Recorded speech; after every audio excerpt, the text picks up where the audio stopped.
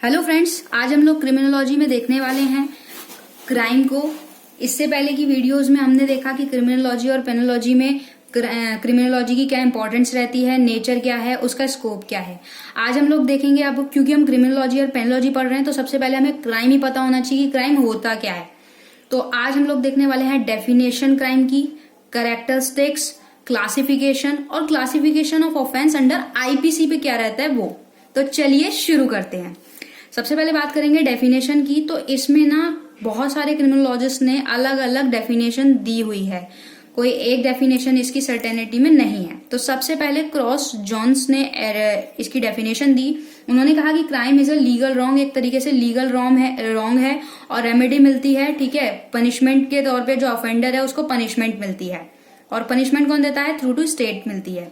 टेपन ने क्या कहा? अकॉर्डिंग टू टेपन कि जो क्राइम है ना वो एक इंटेंशनल एक्ट है और ओमिशन है।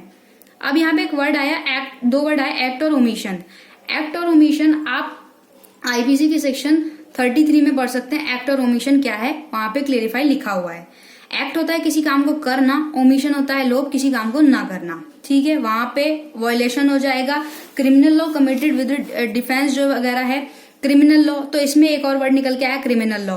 तो क्रिमिनल लॉ, क्रिमिनल पॉलिसी क्या होती है, ये सब हम नेक्स्ट वीडियो में देखने वाले हैं। तो ये इन्होंने टेपन ने कहा कि इंटेंशनल कोई एक्ट किसी ने व्यक्ति ने किया या ओमिशन किया जिस वजह से क्या हुआ, नुकसान हुआ, तो वहां पे स्टेट क्या करेगी? स्टेट जो इस तरीके के अपराध होते हैं गुंडागर्दी वगैरह तरीके से, तो वहां पे स्टेट वो चीजें देखेगी। अकॉर्डिंग टू हेल्सबेरी ने क्या कहा कि क्राइम जो है एक अनलॉफुल एक्ट है, ठीक है। अनलॉफुल एक्ट है जो कि ऑफेंस है क्या, अगेंस्ट पब्लिक के भी हो सकता है, अगेंस्ट परपेट्रेटर्स भी हो सकता है, और लाइबल रहेगा लीगल पनिशमेंट के। पनिशमेंट मिलेगी उसको। पनिशमेंट कौन देगा? लीगल तौर पे उसको पनिशमेंट दी जाएगी। ये देखा जाता है कि जो लीगल डेफिनेशन है क्राइम की उसको क्रिटिसाइज किया जाता है। क्यों क्रिटिसाइज किया जाता है? क्योंकि क्या है, टाइम टू टाइम ना वेरिएबल कंटेंट निकल के आते हैं, टाइम टू टाइम चीजें चेंज होती हैं। तो जैसे चीजें चेंज होती हैं तो सीधी सी बात है डेफिनेशन भी क्राइम की चेंज होगी। तो कोई स्पेसिफिक डेफिनेशन नहीं है, बट हाँ कुछ हद तक सिमिलर इन डेफिनेशनों को कहा जा सकता है। उसके बाद बात करते हैं कैरेक्टरिस्टिक्स ऑफ क्राइम, ठीक है। कैरेक्टरिस्टिक्स क्या है उसके? तो बेसिकली अब देखें तो मेन जो कैरेक्टरिस्टिक्स हैं वो फॉलोइंग है। जैसे नंबर 1, एक्सटर्नल कॉन्सिक्वेंसेस। जब कोई क्राइम हुआ तो क्राइम का क्या है, उसका बाह्य परिणाम क्या पड़ा। तो क्राइम का जो भी इफेक्ट होता है, क्राइम ऑलवेज हार्मफुल होता है, हार्मफुल इफेक्ट होता है सोसाइटी में भी है। आप सोशल भी हो सकता है, पर्सनल भी हो सकता है, इमोशनल भी हो सकता है, मेंटल भी हो सकता है।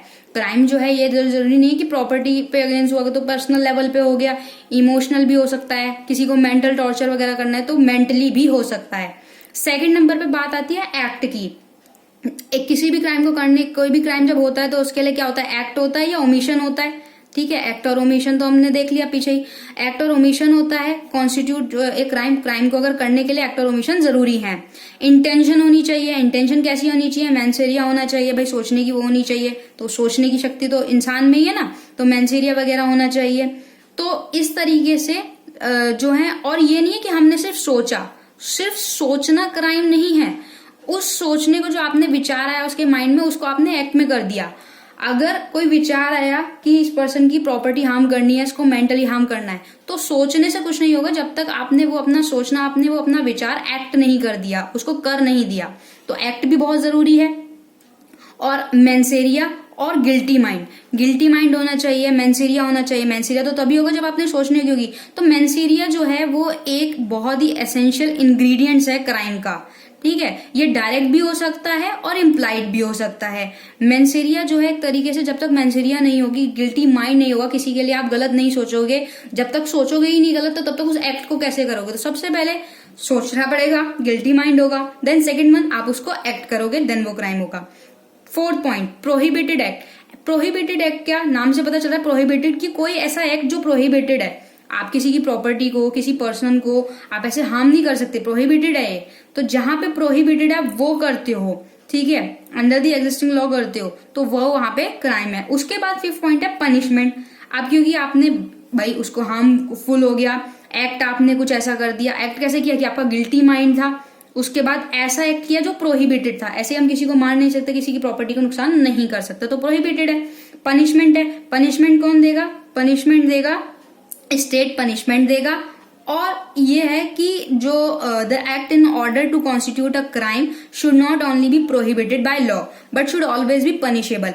ऐसा नहीं कि प्रोहिबिटेड ही है कि आप किसी चीज को मना कर रहे हो, पनिशेबल भी होगा, और पनिश कौन करेगा? स्टेट करेगा। उसके बाद बात करते हैं क्लासिफिकेशन की। क्लासिफिकेशन ऑफ क्राइम क्या है? तो क्लासिफिकेशन ऑफ क्राइम जो है वो क्या है कि एक तो सही से हम बोले अगर इसको तो ब्रॉडली है बहुत ज्यादा, इसमें बहुत सारी कैटेगरी आती हैं। हम इसको ये नहीं बोल सकते कि कुछ सर्टेन चीजों को ही ले लें, बहुत ज्यादा ब्रॉडली है, बहुत सारी कैटेगरी है। तो बेसिकली हम 3 टाइप्स के देखते हैं। पहले तो ऑफेंस होते हैं जो ऑफेंस फॉलिंग अंडर CRPC होते हैं, criminal procedure code 1872। Second one आते हैं ऑफेंस अंडर IPC। IPC हम सबको पता है 1860 IPC के under, Indian penal code. Third वो आते हैं ऑफेंस अंडर लोकल और स्पेशल लॉज के अंडर जो बने होते हैं, वो जो क्राइम होते हैं वो आते हैं। अगर इन सब चीजों को हटा दें तो सिंपल उसकी क्लासिफिकेशन अगर क्राइम की करें तो कैसे है? पॉलिटिकल हो सकती है, इकोनॉमिक हो सकती है, सोशल हो सकती है और मिसलीनियस है। तो लीगल में बात करेंगे सबसे पहले। लीगल क्राइम क्या? Can be termed at traditional crime. Traditional crime कैसे होते हैं? लाइक चोरी वगैरह हो गई, रॉबरी हो गई, डकैती वगैरह हो गई, रेप वगैरह हो गए। भाई मॉरल वैल्यू के तो अगेंस्ट है ना, वैसे तो सारे अगेंस्ट है, बट ये सारी चीजें जो लीगल है भाई, आप रेप और हर्ट राइटिंग वगैरह एंड सो बहुत सारे हैं। उसके बाद पॉलिटिकल बात करते हैं, तो पॉलिटिकल ऑफेंस कौन से होते हैं? तो पॉलिटिकल ऑफेंस वो ऑफेंस होते हैं जो कि क्या पॉलिटिकली कमिटेड होते हैं। कैसे? जैसे इलेक्शन में आपने कई बार देखा होगा, इलेक्शन के जब टाइम पीरियड होता है तो उस टाइम पे दंगे वगैरह ये सारी चीजें हो जाती हैं, ये नॉर्म्स वगैरह हो जाते हैं। तो पॉलिटिशियन वगैरह के थ्रू जो होते हैं, पॉलिटिकल एक्टिविटी में जो होते हैं, तो वो आपके पॉलिटिकल वाले में आते हैं। इकोनॉमिक क्राइम कौन से वाले? इकोनॉमिक ऑफेंस वाले कौन से होते हैं? तो इकोनॉमिक वाले वो होते हैं जो कि व्हाइट कॉलर क्राइम होते हैं। इसमें एक वर्ड आया व्हाइट कॉलर क्राइम, इस पे भी हमारा एक टॉपिक बनेगा। व्हाइट कॉलर क्राइम बहुत ही इंपॉर्टेंट है ये भी। तो इसमें क्या है, लाइक ऐसे ऑफेंस हो गए जैसे स्मगलिंग वगैरह हो गई, गैम्बलिंग वगैरह हो गई, फॉरेन एक्सचेंज विदेशी मुद्रा का करते हैं ना, वो सारी चीज हो गई white collar crime. Basically white collar crime में क्या होता है कि जैसे टैक्स वगैरह का जहां पे गैम्बलिंग वगैरह का होता है, इसको हम आगे नेक्स्ट वीडियो में देखने वाले हैं।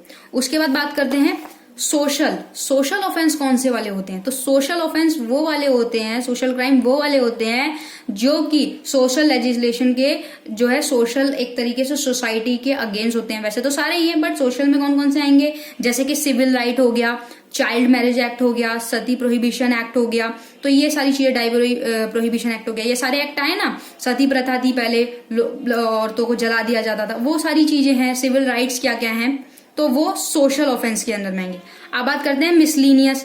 तो अब ये सारे जो क्राइम है, इनको अदर रिमेनिंग जो भी क्राइम बचते हैं वो सारे मिसलीनियस आते हैं, जो कि लोकल और स्पेशल लॉ के एक्ट के अंडर होते हैं। जैसे कि आप ये बोल सकते हैं, इसमें से कुछ है जैसे prevention of food adulteration act 1954 का था, ड्रग्स एक्ट है, कंज्यूमर प्रोटेक्शन एक्ट है, प्रिवेंशन ऑफ नार्कोटिक टेस्ट है। ये सब सारे जो एक्ट हैं ये सारे हमारे मिसलीनियस में आएंगे। इससे रिलेटेड कोई भी ऑफेंस होता है तो वो मिसलीनियस में जाएगा। अब बात करते हैं classification of offence under IPC। ठीक है, IPC हम सबने पढ़ा हुआ है, तो उसके क्लासिफिकेशन देखते हैं। तो उसके अगर स्टेटिस्टिकली बेस पे देखा जाए तो ऑफेंस क्या, ऑफेंस अगेंस्ट पर्सन भी हो सकता है। भाई किसी पर्सन को आपने हर्ट कर दिया, इंजरी कर दी, ठीक है, हर्ट हो गया, ग्रीवियस हर्ट हो गया, ये सारी चीजें हो गई। ऑफेंस अगेंस्ट प्रॉपर्टी हो गई, उस पर्सन की प्रॉपर्टी के अगेंस्ट कर दिया। ऑफेंस रिलेटिंग टू डॉक्यूमेंट वगैरह हो गए। ऑफेंस इफेक्टिव माइंड हो गया, भाई किसी को आप मेंटली टॉर्चर कर रहे हो तो माइंड, उसके माइंड को कर रहे हो ना, तो वो हो गया, इफेक्ट कर रहा है उसके माइंड को। Offence against the public tranquillity. Public tranquillity मतलब क्या, आपको ये मिल जाएगा चैप्टर 8 में, जिसमें साफ साफ दिखाया हुआ है कि जो पब्लिक जो सार्वजनिक जो शांति वगैरह है उसको आप भंग करते हो, जैसे कई बार दंगे वगैरह उस तरीके की चीजें हो जाती हैं वो। ऑफेंस अगेंस्ट स्टेट के अगेंस्ट कुछ ऐसी एक्टिविटी कर रहे हो जो नहीं करनी चाहिए। Offence related to public servant जो होते हैं, आप IPC में सेक्शन 21 में देख सकते हो पब्लिक सर्वेंट की, वहां पे डेफिनेशन दी हुई है। जो पब्लिक सर्वेंट है उनसे रिलेटेड कुछ कर रहे हो, अभी जैसे हमने सब लोगों ने हमने देखा था कि पथराव वगैरह कर रहे थे पुलिसकर्मी वगैरह के ऊपर, तो आप वो चीज नहीं कर सकते, वो ऑफेंस है। कि वो ऑफेंस क्यों है भाई, पब्लिक सर्वेंट है वो, आप उन पे पत्थर वगैरह फेंक रहे हो तो वो ऑफेंस है और वो आप इस तरीके से नहीं कर सकते, तो ये अंडर आईपीसी में जाएगा। तो आई होप आपको ये क्राइम वाला जो टॉपिक है वो हमारा क्लियर हुआ होगा। वीडियो अच्छी लगी हो तो लाइक कीजिएगा और शेयर कीजिएगा, ज्यादा से ज्यादा ये लोगों को पहुंचाइएगा ताकि लोग बाग अवेयर रहें। Thank you so much.